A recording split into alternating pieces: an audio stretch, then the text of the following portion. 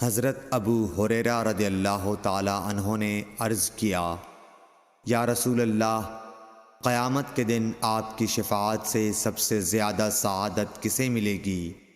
تو رسول اللہ صلی اللہ علیہ وسلم نے فرمایا، اے ابو ہریرہ، مجھے یقین تھا کہ تم سے پہلے کوئی اس کے بارے میں مجھ سے دریافت نہیں کرے گا، کیونکہ میں نے حدیث کے متعلق تمہاری حرص دیکھ لی تھی۔ سنو، قیامت کے دن سب سے زیادہ فیضیاب میری شفاعت سے وہ شخص ہوگا جو سچے دل سے یا سچے جی سے لا الہ الا اللہ کہے گا۔ صحیح بخاری حدیث نمبر 99۔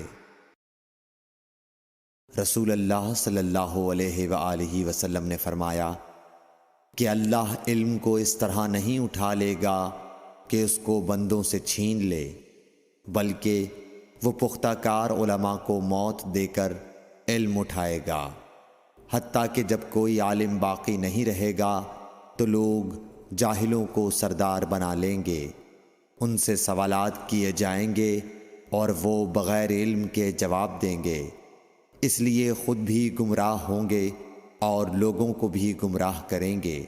صحیح بخاری حدیث نمبر 100۔ عورتوں نے رسول اللہ صلی اللہ علیہ وسلم سے کہا کہ آپ سے فائدہ اٹھانے میں مرد ہم سے آگے بڑھ گئے ہیں، اس لیے آپ اپنی طرف سے ہمارے وعظ کے لیے بھی کوئی دن خاص فرما دیں۔ تو آپ صلی اللہ علیہ وسلم نے ان سے ایک دن کا وعدہ فرما لیا۔ اس دن عورتوں سے آپ نے ملاقات کی اور انہیں وعظ فرمایا اور مناسب احکام سنائے۔ جو کچھ آپ صلی اللہ علیہ وسلم نے ان سے فرمایا تھا اس میں یہ بات بھی تھی کہ جو کوئی عورت تم میں سے اپنے 3 لڑکے آگے بھیج دے گی تو وہ اس کے لیے دوزخ سے پناہ بن جائیں گے۔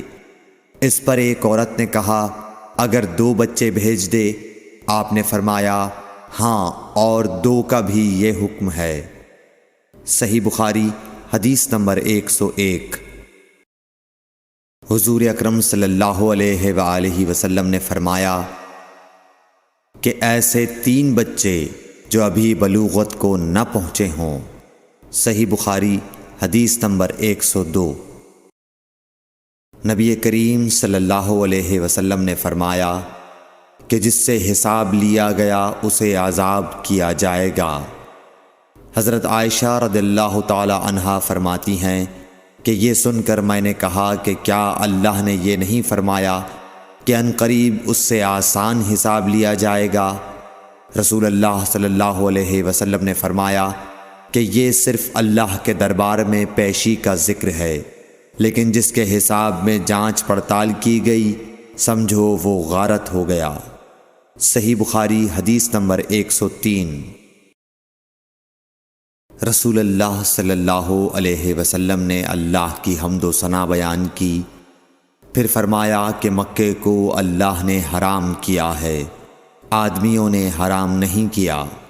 تو سن لو کہ کسی شخص کے لیے جو اللہ پر اور یوم آخرت پر ایمان رکھتا ہو جائز نہیں ہے کہ مکے میں خون ریزی کرے یا اس کا کوئی پیڑ کاٹے۔ پھر اگر کوئی اللہ کے رسول کے لڑنے کی وجہ سے اس کا جواز نکالے تو اس سے کہہ دو، اللہ نے اپنے رسول کے لیے اجازت دی تھی، تمہارے لیے نہیں دی، اور مجھے بھی دن کے کچھ لمحوں کے لیے اجازت ملی تھی، آج اس کی حرمت لوٹ آئی جیسی کل تھی، اور حاضر غائب کو یہ بات پہنچا دے۔ صحیح بخاری حدیث نمبر 104۔ ایک مرتبہ ابو بکر رضی اللہ عنہ نے رسول اللہ صلی اللہ علیہ وسلم کا ذکر کیا کہ آپ صلی اللہ علیہ وسلم نے فرمایا، تمہارے خون اور تمہارے مال، محمد کہتے ہیں کہ میرے خیال میں آپ نے اعراضکم کا لفظ بھی فرمایا، یعنی اور تمہاری آبروئیں تم پر حرام ہیں، جس طرح تمہارے آج کے دن کی حرمت تمہارے اس مہینے میں۔ سن لو، یہ خبر حاضر غائب کو پہنچا دے۔ اور محمد راوی حدیث کہتے تھے کہ رسول اللہ صلی اللہ علیہ وسلم نے سچ فرمایا۔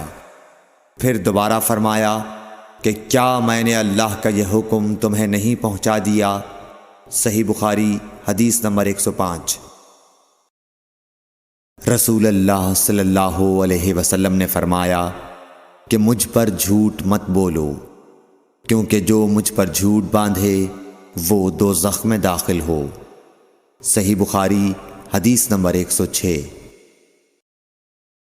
رسول اللہ صلی اللہ علیہ وسلم نے فرمایا کہ جو شخص مجھ پر جھوٹ باندھے گا وہ اپنا ٹھکانہ جہنم بنا لے۔ صحیح بخاری حدیث نمبر 107۔ نبی اکرم صلی اللہ علیہ وسلم نے فرمایا کہ جو شخص مجھ پر جان بوجھ کر جھوٹ باندھے تو وہ اپنا ٹھکانہ جہنم میں بنا لے۔ صحیح بخاری حدیث نمبر 108۔